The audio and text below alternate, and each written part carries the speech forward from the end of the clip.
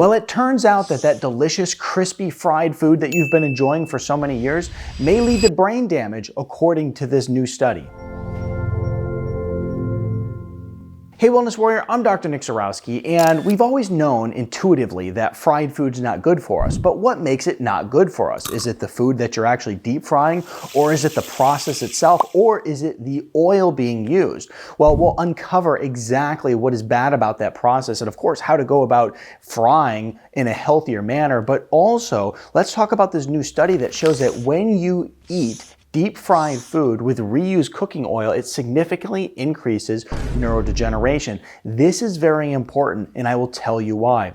Because problems like Alzheimer's are increasing significantly. Now, if you've ever known anybody who suffered from Alzheimer's, understand that it's awful, right? And you know that it's awful from what you've seen. These neurodegenerative problems are dramatically increasing. Currently, 7 million people in America suffer from this, which is much higher than it used to be, and it's estimated that it's going to double by the year 2050.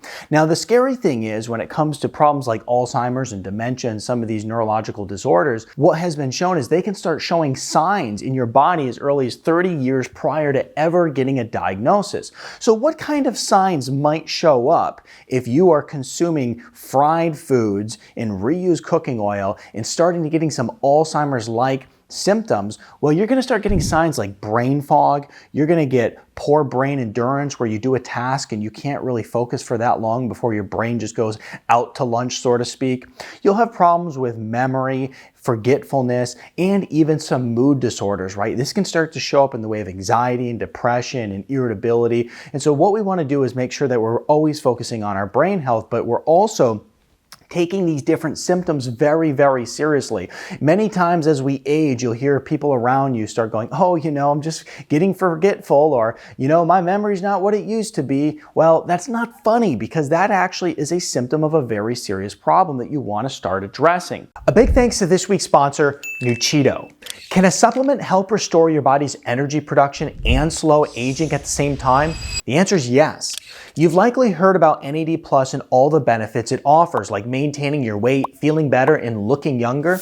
NAD Plus is critical for longevity because of all the biological processes it supports. Our natural NAD Plus levels decrease over time, and we find ourselves feeling less energetic than we used to.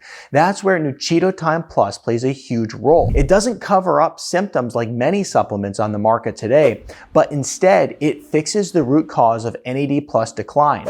This is a next generation supplement that combines a synergistic blend of ingredients to restore NAD Plus production. When your NAD Plus levels are optimal, you'll have more mental clarity, healthier skin, and overall energy. It can even help with better sleep. There's a reason athletes and many people who want to be healthier are calling NAD Plus the fountain of youth. Get your Nuchido Time Plus right now and save 10% off your order using my code Dr. Nick. Link is in the description below, and save 10% off your very own Nuchido Time product using code Dr. Nick today.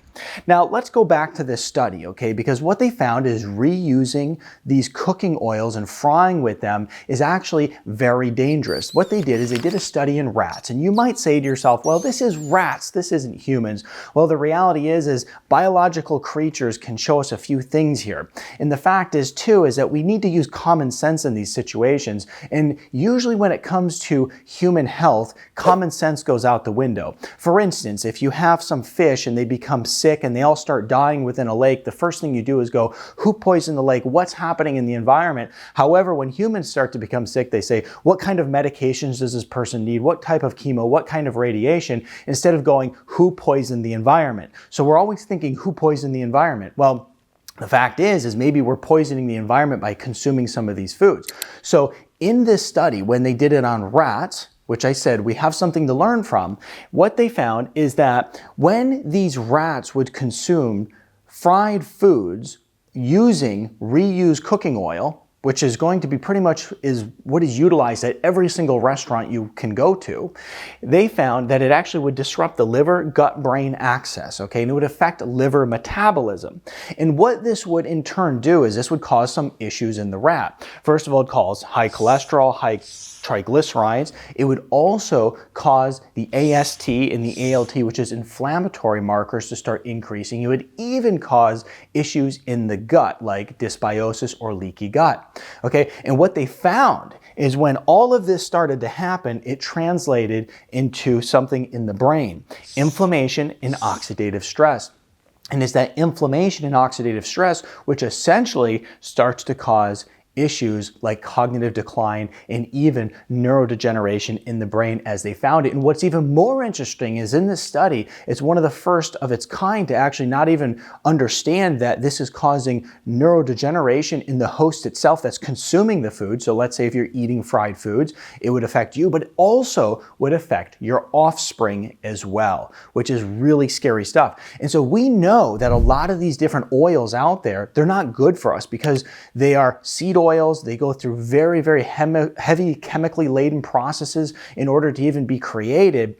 And they're coming from a lot of crops that are highly covered in pesticides throughout the growing process as well. A lot of these seed oils out here, we shouldn't even be eating to begin with. But then when you actually put them through the process of going under scorching hot temperatures, essentially what happens is you change the fatty acid structure of the oil itself. And this is why even when you take a good healthy fat like butter and you heat it to a very high temperature, it goes rancid. It's not good anymore. When you take something like olive oil and you heat it to a very high temperature, it goes rancid. It's not healthy for you anymore.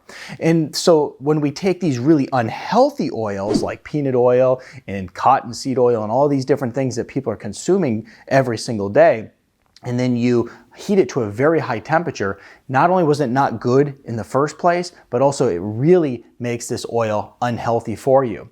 So if you're ever going to fry, okay, and this is important, what you want to do is you want to use an oil that can actually sustain the heat. An example of an oil that can sustain higher amounts of heat are going to be avocado oil, and also coconut oil can sustain higher heats. And these are the types of oils that you actually want to cook with. Now, as it pertains to frying in many of these different restaurants using these oils, you have to understand that they're supposed to get rid of it after so many days and so many uses, but most restaurants don't. They actually use the oil for too long a period of time, and they were never good oils to begin with. And then on top of that, they're heating them to very high temperatures, which is very unhealthy. And then once these oils get into your body and your neurological system starts utilizing them in order to actually build new cells and new structures, well, then this is where you can really start to suffer from consuming these different unhealthy fats. So whenever you go out to eat, make sure that you're not getting fried foods. And if you're going to fry in your home and use healthier fats, stick to the avocado or the coconut oils, which can sustain higher amounts of heat. I'm Dr. Nick Zarowski. If you enjoyed this video, give it a thumbs up, subscribe to my channel. It was great seeing you, and I'll see you in this video next.